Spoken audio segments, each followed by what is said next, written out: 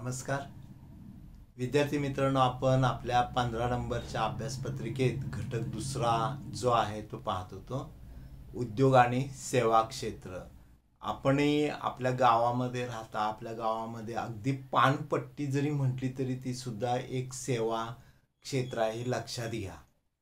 म्हणजे उद्योग किंवा सेवा क्षेत्र म्हणजे वेगळं वेगळं का असतं का? तसं काही नाही. इस्त्रीचं दुकान घ्या, ते सुद्धा सेवा क्षेत्र आहे. तर अनेक प्रकारांना आपण सेवा ही बजावत असतो. म्हणजे अगदी तुम्ही म्हणजे एखाद्या विमान कंपनी जरी बघितली तरी ती विमान कंपनी सुद्धा ग्राहकाला सेवाच देत असते आणि तिथं काम करायला कर्मचारी लागतात, हे लक्षात घ्या. आणि त्या कर्मचाऱ्याकडे काय असावं? सगळ्यात म्हणजे स्वस्त, कुठलाही पैसा न खर्च करता येणारं, तुम्हाला खर्चिक नसणारं असे एक महत्त्वाचं साधन म्हणजे भाषा. आणि ती भाषेवरचं त्या प्रभुत्व, एवढंच भांडवल. तुम्हाला यासाठी काही पैसे खर्च करायला लागत नाहीत की मी भाषा कशी शिकू आणि प्रभुत्व कसं मिळवू, काही नाही.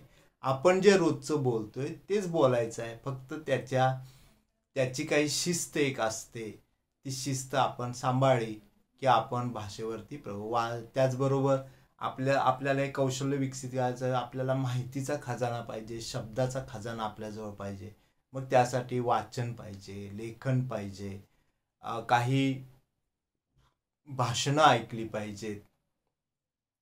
तर ही जी कौशल्य आहेत, वाचन, लेखन, श्रवण आणि भाषण, यांचा जर आपण चांगला वापर करून स्वतःसाठी घेत असू तर आपल्याला भाषिक दृष्ट्या कुठलीच अडचण यायची गरज नाही. तर आजच्या या जागतिकीकरणामध्ये आपल्याला जे संधी मिळते ती भाषेमुळं मिळू शकते. कारण जग हे आज एक बाजारपेठ झाले. कुठलाही देश, छोटा असू दे मोठा असू दे, तो देश आपलं उत्पादन दुसऱ्या देशात पोहोचू शकतो आणि त्याचं उत्पादन आपल्याकडे पोहोचू शकतो. म्हणजे आपल्याकडे जो वर्ल्ड ट्रेड ऑर्गनायझेशन आहे, WTO म्हणतात त्याला, लक्षात ठेवा. जे वर्ल्ड ट्रेड ऑर्गनायझेशन आहे, WTO, त्यांनी एक करार केला आणि ह्या करारात जे देश आहेत त्या देशांनी एक संकल्पना वापरली, ती म्हणजे मुक्त व्यापार. आणि हा जो मुक्त व्यापार आहे WTOचा, तो यामध्ये जवळजवळ 191 देश त्यामध्ये समाविष्ट आहेत, हे लक्षात ठेवा. म्हणजे वर्ल्ड ट्रेड ऑर्गनायझेशन मुळे एक मुक्त व्यापार सुरू झाला. म्हणजे हे जे जागतिकीकरण म्हणतो, तर जागतिकीकरणानं काय आलंय की जगभर मुक्त व्यापार, कोणी कोणाला अडवणार नाही, कुठली बंधनं कुणावरती असणार नाहीत. कुठल्या ह्या 191 देशांमध्ये, या 191 देशांच्या अंतर्गत जे काही उत्पादनाची देवाणघेवाण होईल ती मुक्त असेल. तर हा मुक्त व्यापार, आणि तो करताना मग आपल्याला उत्पादन निर्मिती, त्याची विक्री आणि त्याची सेवा यानुसार भाषिक कौशल्यांची गरज पडते. हे करताना तुम्हाला भाषेचा वापर हा करावाच लागतो. आणि मग कोणत्याही देशामध्ये मग आपल्याला आपल्या वस्तू किंवा सेवा विकणं सुलभ होतं. आपण आता काय म्हणतो, सेवा देणं म्हणतो, पण परदेशात आपण एखादी गोष्ट पाठवतो ती सेवा विकतो आपण. तर एकूणच जर आपल्या अर्थव्यवस्थेचा विचार केला तर भांडवली अर्थव्यवस्था समाजवादी, साम्यवादी अशा मध्यंतरी निर्माण झालेल्या होत्या. पण आजच्या जागतिकीकरणामुळे आपण मुक्त व्यापार करतोय. वस्तू आणि सेवा क्षेत्रामध्ये भाषिक कौशल्यामुळे अर्थार्जन करता येतं. साधारणपणे ही कौशल्य जी आहेत ही आज एक म्हणजे गरजच बनली आहे. आपण बहुभाषिक झालं पाहिजे, हे लक्षात घ्या. व्यक्तिमत्व विकासाचं एक आपलं अंग आहे की आपल्याला एकापेक्षा अधिक भाषा समजल्या पाहिजेत, बोलता आल्या पाहिजेत, तर ते प्रभावी व्यक्तिमत्व होतं. तर ही आज एक गरज बनलेली दिसते.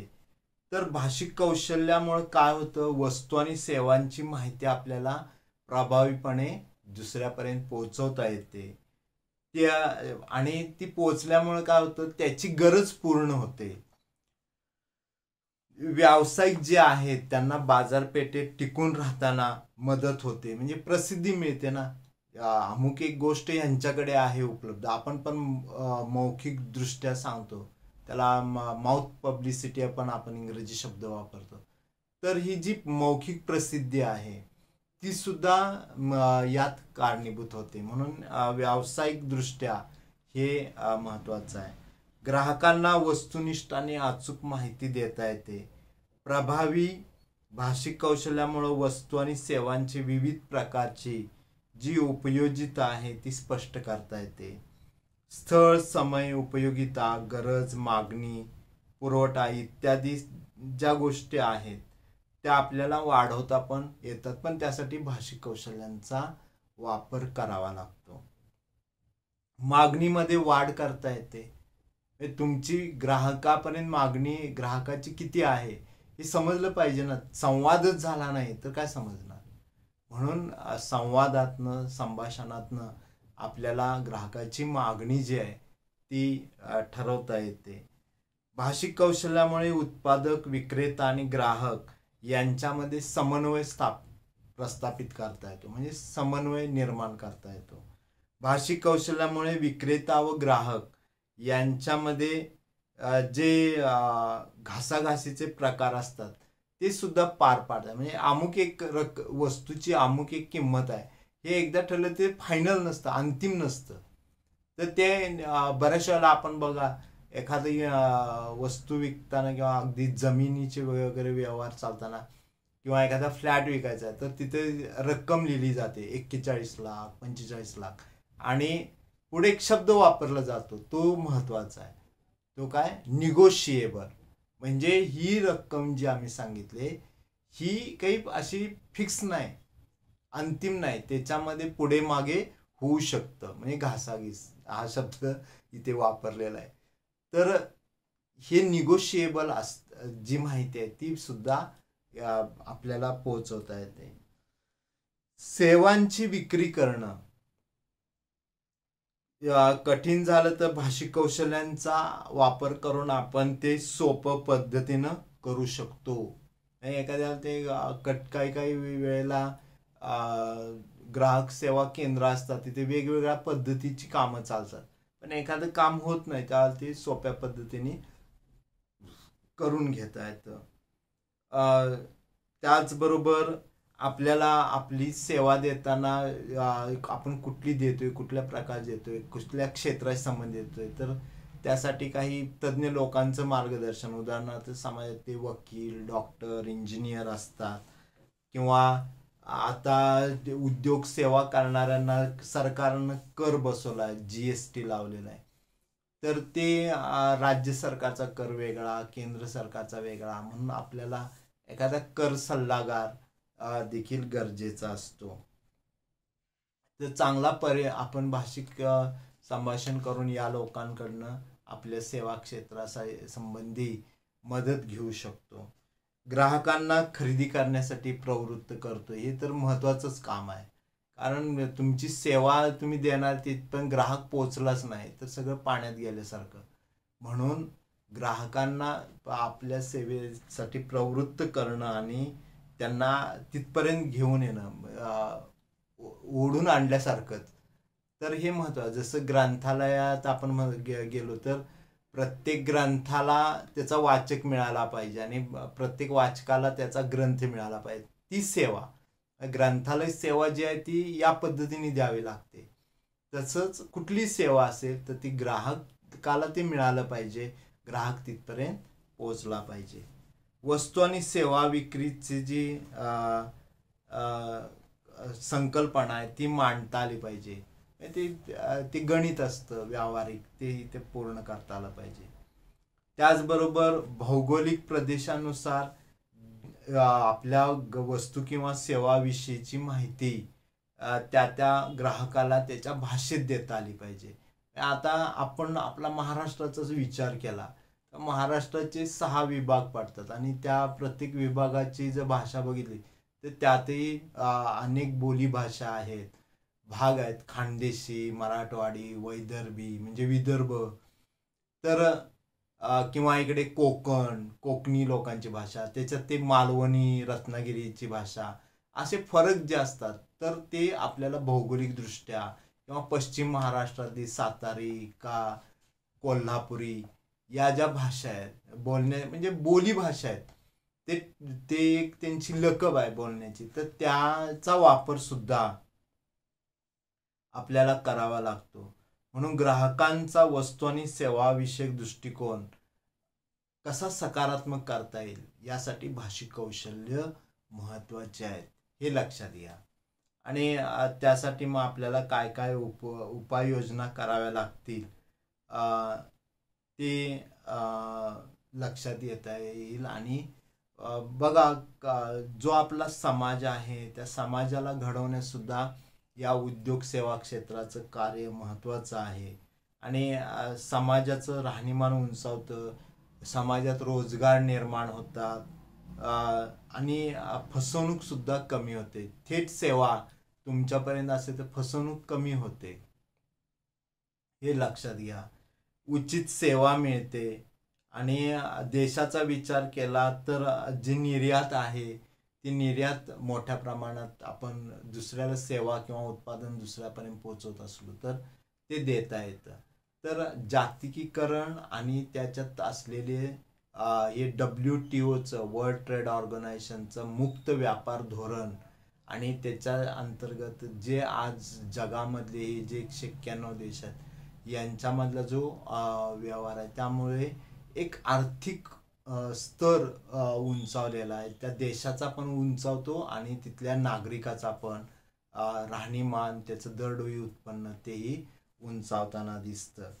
तर या उद्योग आणि सेवा क्षेत्रामध्ये आपल्याला मग अशा संधी ज्या आहेत त्या अर्थार्जनाच्या त्या शोधायच्या आहेत. आता अर्थार्जन करणं हे म्हणजे प्रत्येक मानवाचं कर्तव्यच आहे. म्हणजे मानवी जन्माची जी चतुःसूत्री दिली आहे, तर धर्म, अर्थ, काम आणि मोक्ष यामध्ये आपलं जगणं आहे. तर म्हणजे धर्माचरण, अर्थ म्हणजे स्वतःचा चरितार्थ चालवून आपल्या कुटुंबाचं चालवावं, आपलं कुटुंब निर्माण करावं आणि शेवटी मुक्ती, असं ते अध्यात्मातनं आलेलं जरी असलं तरी त्याच्यात अर्थकारण हे महत्त्वाचं आहे. अर्थार्जन हे प्रत्येकाला करावंच लागतं. आणि म्हणून मग वस्तू आणि सेवा विकण्यासाठी आणि खरेदी करण्यासाठी आपल्याला मग आपल्या भाषिक कौशल्यांचा वापर करता येतो. यामध्ये लेखन, वाचन, भाषण आणि संभाषण ही 4 जर तुम्ही कौशल्य आत्मसात केली तर ते आपण अर्थार्जनासाठी म्हणजे आपल्याला उपयोगी ठरेल. आता एक लक्षात घ्या की ही भाषिक कौशल्य ही का आली पाहिजे, तर संप्रेषण करण्यासाठी, आपल्या विचारांचं, कल्पनांचं, भावनांची देवाणघेवाण करणं याला संप्रेषण म्हणतात. आणि ते करण्यासाठी हे महत्त्वाचं आहे. आपल्याला काय सांगायचं आहे, भाषिक कौशल्यामुळे काय करतं, आपलं मत काय, आपल्याला काय सांगायचं आहे ते दुसऱ्यापर्यंत आपण थोडक्यात सांगू शकतो. आणि अर्थार्जनासाठी तर बोललंच पाहिजे. जी मागाशी यापूर्वी आपण एक म्हण माझ्याकडनं ऐकली की बोलणाऱ्याची माती पण खपते, न बोलणाऱ्याचं सोनंही खपत नाही. तर ते महत्त्वाचं आहे, संवाद कौशल्य. त्याच्यातच तुमची काय संभाषण आणि भाषण कौशल्य येतं. आता हे संभाषण तुम्हाला करायचं आहे त्यावेळेला तिथे तुमची काय महत्त्वाचं आहे, तर तुम्ही कसे शब्द वापरता, भाषा जी वापरता ती भाषा शब्दांनी बनलेली आहे, तर ते शब्द कसे वापरता, तुमची देहबोली काय. आता आपल्या देहाची पण एक भाषा तयार झाली, म्हणजे त्याला इंग्रजीमध्ये खूप सुंदर शब्द वापरा, बॉडी लँग्वेज. आपण काही बोलत नसलो तरी आपल्या शारीरिक हालचालींनी किंवा देहबोलीनं समोरच्याला आपल्याला काय म्हणायचं आहे ते कळू शकतं, किंवा आपण त्याला काय प्रतिसाद द्यायला लागलोय ते समजत असतं. म्हणून देहबोली आणि त्याचा दृश्य परिणाम जो आहे तो भाषिक कौशल्यावरती होत असतो. म्हणजे तुमची देहबोली प्रसन्न असली पाहिजे आणि समोरच्याला प्रभावित करणारी शब्द गोड असले पाहिजे, मधुर असले पाहिजेत आणि लागवी असले पाहिजेत. तर अशा पद्धतीनं जर आपण आपल्यामध्ये भाषिक कौशल्यांचा विकास केला, भाषेवर प्रभुत्व निर्माण केलं, तर आपण अनेक ठिकाणी काम करू शकतो. विविध प्रकारचे उद्योग करून, सेवा देऊन आपल्याला एखादं सल्ला देणारं समुपदेशन केंद्र आता हल्ली सुरू झालेले आहेत. तर अशी समुपदेशन केंद्र, सल्ला केंद्र स्थापन करून अर्थार्जन करता येतं, लोकांशी संवाद करता येतो, लोकांचे प्रश्न जे आहेत त्याच्यात आपण मार्गदर्शन करू शकतो. आणि सगळ्यात महत्त्वाचं म्हणजे दुभाषा ही सुद्धा एक चांगली संधी आपल्याला मिळते, तीही आपल्याला घेता येते. 2 देशातली शिष्टमंडळ आलं तर प्रत्येक देशाची त्यांची भाषा आहे. म्हणजे उदाहरणार्थ फ्रान्सची फ्रेंच भाषा, जर्मनची जर्मनी भाषा.